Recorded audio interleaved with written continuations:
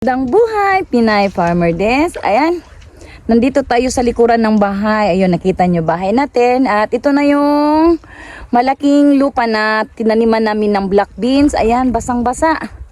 Kasi nga nag-snow no nakaraang linggo at magandang panahon ngayon. Ang sarap mag-harvest. At syempre, kasama ko si Kuya Noriyuki dahil umuwi siya kahapon. Ayan, tumulong. At syempre, ang mahal kong Dana, ayun.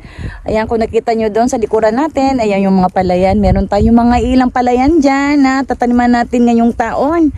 At magsimula tayo by March magbungkal. Ayan, magpunla, magpabinhi tayo ng ating mga palay. At sa ngayon muna, ayan, dito muna tayo sa ating black beans. Ayan, medyo natapos na natin dito sa unahan, guys. Ayan, natapos na natin sa unahan. At ngayon naman ay, ayan, patapos na kami. Hanggang dito lang muna kami. At syempre, meron pa tayong mga isusunod. Ayan, sa sunod na linggo ulit yan nasa likuran natin, guys. Sobrang dami pa. Ayan, ang dami-dami pa, guys. Ayan, hindi natin kayang ubusin yan sa loob ng mga ilang balikan.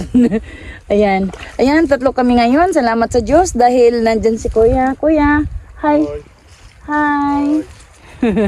At syempre si Dana, ayan, putik na putik. Ayan, so ganay, lusob tayo ngayon dahil magandang panahon. At syempre weekend, ayan. Weekend lang naman tayo dito makapag full time sa ating bukid. That's it, guys. And have a blessed everyone. God bless everybody. Bye!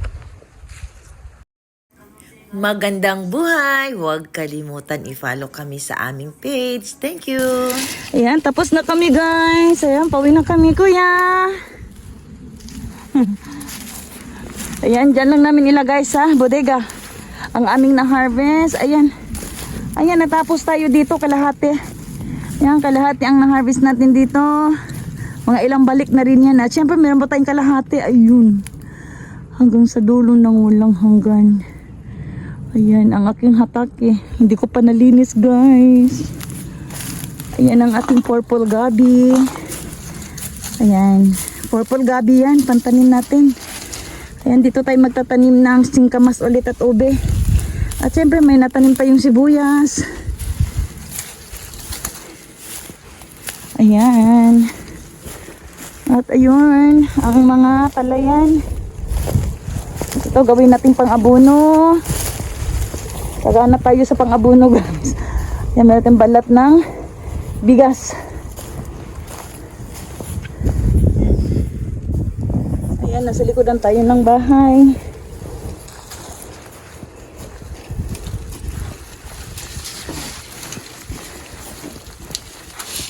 Siyempre dito natin ilagay ang ating na-harvest.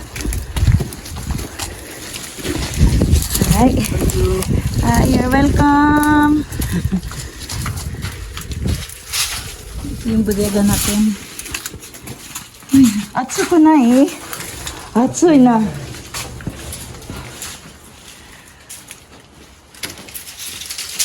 Kuya, arigato ne.